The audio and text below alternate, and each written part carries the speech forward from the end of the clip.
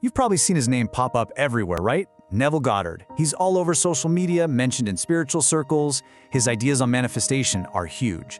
But a lot of the time, the man himself is a total mystery. So today, we're going to get right to the heart of his powerful philosophy, the idea that your own imagination is the one and only creative power in your life.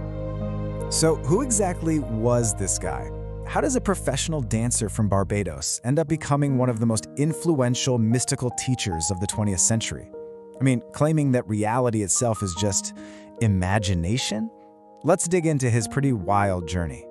And just a heads up, the answer we're looking for isn't just a simple biography. It's a philosophy so deep that, according to Neville, really getting it could completely flip how you see your entire world and your role in it. Okay, so first things first, let's get to know the man himself. We'll start with his story, which is honestly just as remarkable as his teachings. So Neville Lancelot Goddard wasn't born into this stuff. He was born in Barbados way back in 1905, and as a young man, he moved to New York City with big dreams of being a professional dancer. But then, in 1931, his life took this massive detour, a sharp turn away from the stage and straight into mysticism. And by 1938, he was already lecturing publicly on these really radical ideas. And that huge shift, well, you can pretty much trace it back to one single person, a teacher named Abdullah. This is where Neville's story really pivots, all thanks to this truly enigmatic figure who basically changed the entire course of his life. So picture this, it's the 1930s and Neville crosses paths with this Ethiopian rabbi named Abdullah. There's a lot of mystery around this guy, but his impact on Neville was just profound. Abdullah became his mentor, and he guided him into a completely new way of understanding the world and his own power within it. So what was this powerful secret that Abdullah shared? It wasn't some complex ritual or a dense doctrine. No, it was one simple, world-altering idea, that your imagination isn't just for daydreaming. It is the actual, literal creative force that shapes your reality. It's what Neville would later call God and man. And this idea, it became the absolute bedrock of Neville's entire life's work.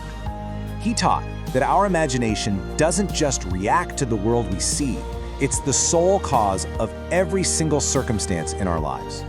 He called this core principle the law of assumption. Now here's the key difference from just, wishful thinking. An assumption for Neville is the active feeling that your desire is already a done deal. He taught that if you can persist in that inner feeling, your external world has no choice but to reshape itself to match. Your inner world is the cause, the outer world is just the effect. This is his core instruction. The thing he said over and over, assume the feeling of the wish fulfilled. See, it's not about thinking of what you want from a place of not having it. It's about thinking from the state of already being the person who has it. The question is, how would you feel if your goal were a reality right now? That specific feeling, that's the whole secret. Now, this is where a lot of people get it mixed up with the law of attraction, but the difference is absolutely critical. The law of attraction often suggests you're asking some external power, the universe, for something. Neville's law of assumption says, nope, there's no separation. You are that creative power. You aren't asking for anything, you are choosing your reality from inside your own imagination. The psychological shift there is immense.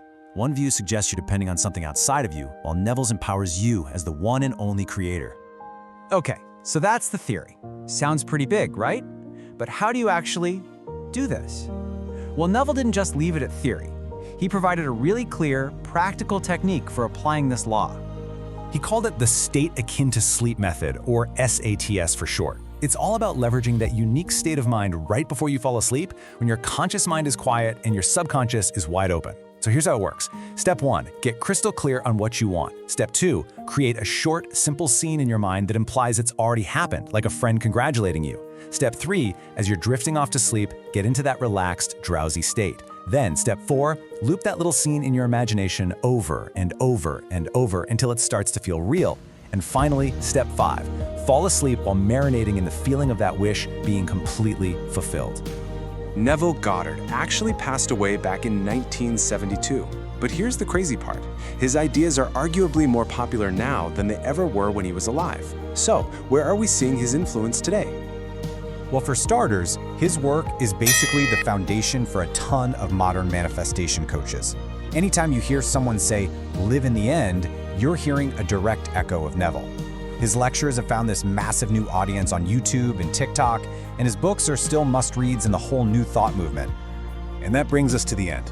But You know, in the spirit of Neville Goddard, it's not really an end, it's a starting point. If your imagination truly is the only reality, then the ultimate question he leaves us with isn't really about him at all. It's about you. What reality are you going to imagine next?